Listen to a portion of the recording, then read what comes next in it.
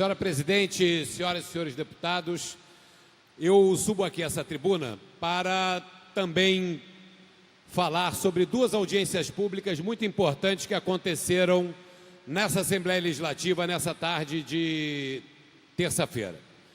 A primeira, com relação ao Repetro, muito bem historiada pelo deputado Luiz Paulo. Fiz aqui o requerimento em plenário, com apoio de vários deputados, e hoje realizamos, em conjunto, Comissão de Tributação, Minas e Energia e Economia, Indústria e Comércio, uma audiência pública para discutir o tema do Repetro. Eu quero aqui deixar muito claro que eu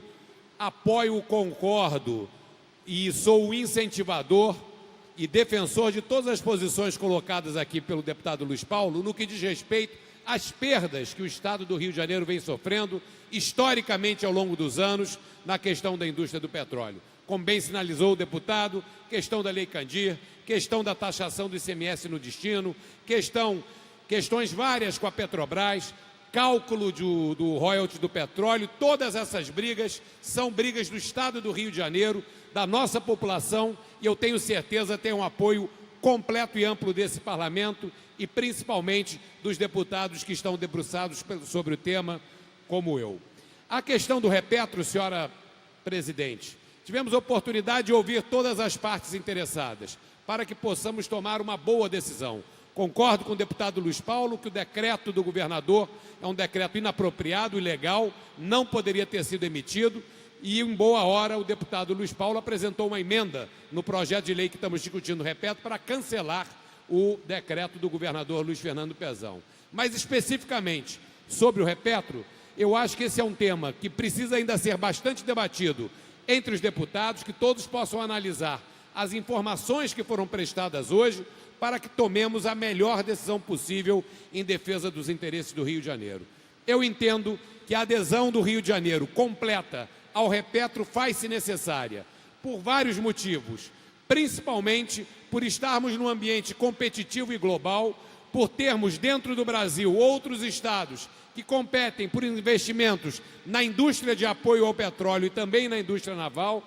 pelo Estado de São Paulo já ter aderido de forma plena ao decreto e pela gravíssima crise econômica que vive hoje o Rio de Janeiro, que perdeu competitividade e atratividade para as suas indústrias, e hoje o Rio de Janeiro se encontra na sua mais profunda recessão. A indústria do petróleo é a possibilidade do Rio de Janeiro dar a volta por cima. Nós não podemos perder essa oportunidade, por isso meu posicionamento é favorável à adesão total ao decreto, como me posicionei durante a audiência pública. Entendo, senhoras e senhores deputados, que esse é um tema central e estratégico para o futuro do nosso Estado e que vai merecer, eu tenho certeza absoluta, uma profunda reflexão de todos os parlamentares dessa casa. Hoje cumprimos uma etapa importante e seguiremos debatendo esse tema na defesa dos interesses do Estado do Rio de Janeiro e na possibilidade de voltarmos a gerar emprego e renda no nosso Estado, um Estado que está deprimido, que hoje espanta investidores e que é o pior desempenho do Brasil em termos de criação de empregos e geração de renda. Gostaria também de apontar, senhora presidente, a realização hoje de uma comissão, por meu requerimento, na Comissão de Transportes da Assembleia Legislativa, para tratar da nova metodologia de reajuste das tarifas de ônibus intermunicipais implantada pelo Detro ao ano passado, sem nenhum debate, sem nenhuma discussão, mudando um período de quase 7 anos, em que se utilizava o IPCA como método para reajustar as tarifas dos ônibus intermunicipais. Na minha visão, o Detro, sem nenhuma justificativa plausível, muda esse critério, sem audiência pública, sem debate, sem transparência, para uma metodologia que hoje ficou provado pela apresentação feita, que é contrária ao interesse do usuário e da sociedade carioca e fluminense. Essa nova metodologia, que deu um aumento quase 3 vezes maior que o da inflação acumulada, ela, senhora presidente, leva em considerações dados que são fornecidos pelas empresas de ônibus, sob as quais o Detro não tem condição de fazer nenhuma aferição, e mais grave ainda, o fato de não dar